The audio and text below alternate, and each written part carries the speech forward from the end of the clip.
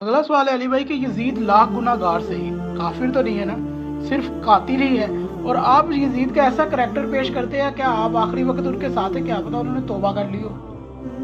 تو میں یہی جواب پھر آپ کو پیش کرتا ہوں کہ ہو سکتا ہے غلام احمد قادیانی نے بھی آخری وقت میں توبہ کر لی ہو، اور یہی بات میں بریلویوں سے کہوں گا کہ ہو سکتا ہے شریف تھانوی صاحب نے بھی آخری وقت میں توبہ کر لی ہو، تو آپ ان کو حکیم الامت مان لیں۔ اور میں یہی بات دیوبندیوں سے کرتا ہوں کہ ہو سکتا ہے حمزہ بریلوی صاحب نے بھی آخری وقت میں توبہ کر لی ہو، تو آپ ان کو مجدد دین و ملت مان لیں۔ تو مانیں گے؟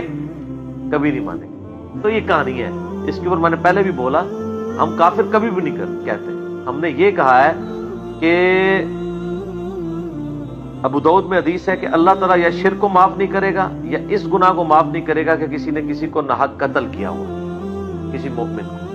وہ جو قرآن کی آیت ہے ان اللہ لا یغفر ان یشرک بہ ویغفر ما دون ذلک لمن یشاء، اس میں الفاظ ہے اللہ شرک کسی صورت میں معاف نہیں کرے گا، شرک کے علاوہ جتنے گناہ معاف کر دے گا جس کے لیے چاہے گا، جس کے لیے نہیں چاہے گا اس کو پکڑ سکتا ہے قتل ناحق پہ۔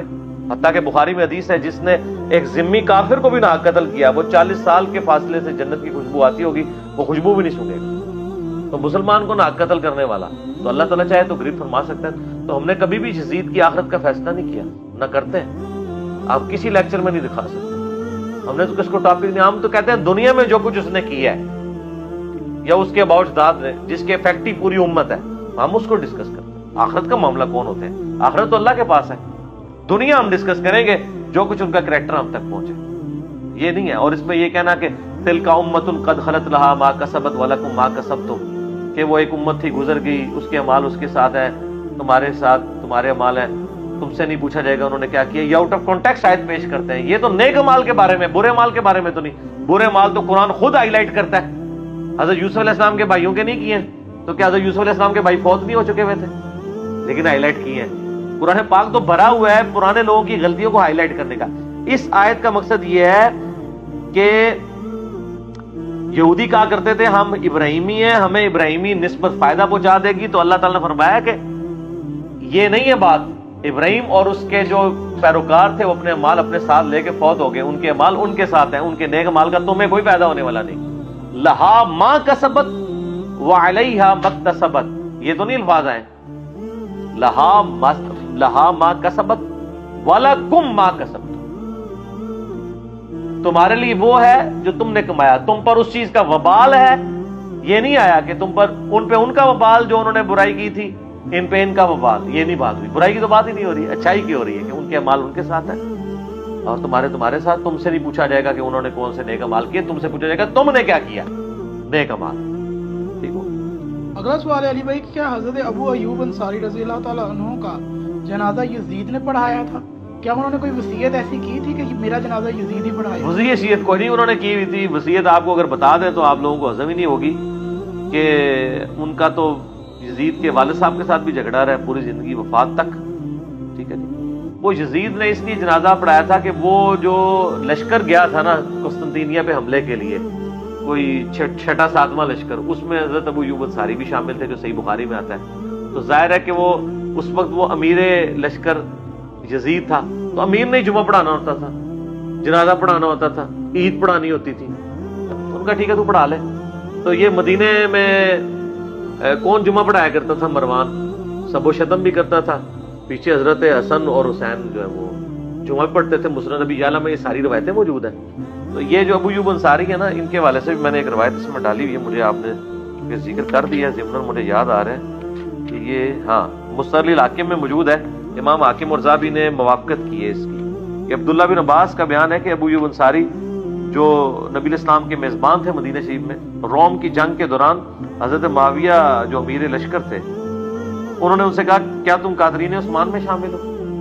وہ ایک پوائنٹ ہاتھ لگا ہوا تھا، کسی کے اوپر بھی کرنا ہے نا، اور ان کے ساتھ بدسلوکی کا معاملہ کیا۔ پھر غزوے کے واپسی پہ بھی یہی سلوک کیا، ان کی طرف کوئی توجہ نہیں۔ ابو ایوب انصاری نے کہا میں کون سا قاتلین عثمان میں شامل ہوں؟ تو حضرت ابو ایوب انصاری نے پھر تنگ آ کے حضرت معاویہ سے کہا کہ رسول اللہ صلی اللہ علیہ وسلم نے ہم انصاریوں سے پہلے ہی فرمایا تھا کہ تم لوگوں کو کن کن آزمائشوں سے گزرنا پڑے گا، جو بخاری مسلم میں بھی ہے کہ میں اپنے بعد فتنے بارش کی طرح نازل ہوتے ہوئے انصار مدینہ پہ دیکھا۔ تو حضرت معاویہ نے کہا کہ پھر اس وقت تمہیں کیا حکم دیا گیا تھا؟ تو ابو ایوب انصاری نے کہا کہ نبی علیہ السلام نے فرمایا تھا تم صبر کرنا یہاں تک کہ حوض کوثر پہ آ کے مجھے ملنا۔ تو حوض کوثر پہ کیا ہوگا؟ مٹھائی ہوگی. سحقن سحقن لمن غیر بعدی. تو حضرت معاویہ نے کہا پھر تم صبر ہی کرو جو نبی علیہ السلام کہہ کے گئے ہیں. تو اس گستاخی پہ حضرت ابو ایوب انصاری غصے میں اور قسم کھائی کہ پوری زندگی معاویہ سے کلام نہیں کروں. تو پوری زندگی ناراض رہے. پھر حضرت علی نے حضرت سیدنا ابن عباس کو جب بصرہ کا گورنر بنایا تو ابو ایوب انصاری وہاں ملنے کے لیے گئے. اب سائملٹینیس کنٹراسٹ دیکھیں تو عبداللہ بن عباس اپنے گھر سے باہر نکلے, اپنے گھر والوں کو بھی باہر نکال دیا اور کہا میں آج ویسی مہمان نوازی کروں گا جس طرح نبی علیہ السلام کی مہمان نوازی ابو ایوب انصاری نے کی تھی. ٹھیک ہے جی. اور وہ اپنا گھر خالی کروا دیا, دوسرے گھر میں شفٹ ہو گئے. ابو ایوب انصاری کو تحفے دیے. پھر پوچھا کوئی اور حاجت ہے؟ تو ابو ایوب انصاری نے فرمایا مجھ پر 4000 درہم کا قرض ہے اور مجھے اپنی زمین پر کام کرنے کے لیے 8 غلاموں کی ضرورت ہے. ابن عباس چونکہ گورنر تھے, انہوں نے ابو ایوب انصاری کو 20,000 درہم دیے اور 40 غلام تحفے میں دیے نبی علیہ السلام کی نسبت کی وجہ سے. ٹھیک ہے. یہ آپ دیکھ لیں کہ آل امیہ اور بنو ہاشم ایک بندے کے بارے میں 2 مختلف ایٹیچیوڈ ہیں. تو جب یہاں یہ معاملہ تھا تو وہ دین کے لیے ساتھ اٹیچ ہی رہتے تھے نا. وہ جو کہتے ہیں وہ قسطنطینیہ پہ حملہ کر دیا جی, وہ یزید لشکر میں تھا. وہ لشکر اس میں کہاں لکھا ہے بخاری میں وہ پہلا لشکر تھا؟ پہلا لشکر, اس سے پہلے اگر کوئی لشکر تھا تو وہ ابو داؤد میں ہے, عبد الرحمن بن خالد بن ولید والا, کیونکہ اس میں ابو ایوب انصاری زندہ تھے اور حدیثیں بیان کر رہے تھے. بخاری والے لشکر میں جس میں یزید امیر تھا اس میں فوت ہو گئے. یہ مسئلہ میں نے اس میں حل کیا ہے قسطنطینیہ والا, میرا یوٹیوب پہ کلپ بھی ہے, کیا یزید جنتی لشکر میں شامل تھا, تو آپ دیکھ سکتے ہیں. ٹھیک ہے علی بھائی, اگلا ایک سوال ہے. ایک مفتی صاحب نے قرآن سے نا ملوکیت کے حق میں حوالہ دیا ہے کہ اللہ تعالیٰ نے فرمایا کہ اے بنی اسرائیل میں نے تمہارے اندر نبی بادشاہ بھیجے ہیں. اگر ملوکیت غلط ہے تو اللہ یہ احسان کیوں جتلا رہا ہے قرآن؟ ہاں, تو نبی تم میں نبی بھیجے اور تم میں ملوک بھیجے, وہ اس لیے کہ وہ بادشاہ جو ہیں وہ ہیں جو اللہ تعالیٰ نے مقرر کیے ہوئے ہیں. وہ بادشاہ لوگوں کے بنائے ہوئے نہیں ہیں. وہ قرآن پاک میں آتے ہیں سورۃ البقرہ میں کہ جو وقت کے پیغمبر تھے, وہ تورات میں ڈیٹیل آتی ہے سموئیل پیغمبر تھے, اور قرآن میں سورۃ البقرہ میں واقعہ کہ انہوں نے ان سے بنی اسرائیل نے کہا آپ ہمارے لیے ایک بادشاہ مقرر کر دیں جس کی سرکردگی میں ہم یروشلم فتح کریں. تو انہوں نے طالوت کو مقرر کیا بادشاہ, اور کہا کہ یہ اللہ تعالیٰ نے بتایا کہ یہ طالوت کو مقرر کرنا. تو بنی اسرائیل میں جو بادشاہ مقرر ہوتے تھے وہی الہی سے ہوتے تھے. وہ حضرت سلمان علیہ السلام بھی بادشاہ تھے, حضرت داؤد علیہ السلام بھی تھے, وہ وہی الہی سے تھے. تلوار کی زور سے انہوں نے قبضہ نہیں کیا ہوا تھا. ٹھیک ہے. لہذا وہ بادشاہ والی مثال وہاں سے لینا اور یہ والی معاملہ اس طرح 2 مختلف چیزوں کو جوڑ رہے ہیں, یہ بڑی سخت زیادتی ہے. یہ اسی طرح کی زیادتی ہے جس طرح کہ ہمارے حنفی بھائی کرتے ہیں نا کہ وہ رفع ایدیکم گھوڑوں کی دموں والی حدیث پکڑ کے رفع الیدین کے اوپر لگا دیتے ہیں. وہ ہاتھ اٹھانا ہے, وہ یہ والے ہاتھ اٹھانا ہے. سلام پھیرتے ہوئے صحابہ کرام سلام لیتے تھے, اس کی ممانعت ہے. رفع الیدین کی ممانعت نہیں ہے. ادھر بھی یہ بادشاہ اللہ کے مقرر کیے میں. اگر یہ سمجھتے ہیں کہ آل امیہ اور آل عباس کے جو بادشاہ یہ اللہ نے مقرر کیے تھے, وہی کے ذریعے نبی کو بتایا تھا کہ ان کو بادشاہ مقرر کرو, تو آپ مان لیں. ہم تو حضرت ابوبکر صدیق رضی اللہ عنہ کے بارے میں بھی نہیں کہتے کہ ان کو نبی علیہ السلام نے اپنا سکسیسر مقرر کیا. صحابہ کے اجماع سے مانتے ہیں. نبی علیہ السلام نے تو اپنا خلیفہ کسی کو نہیں بنایا.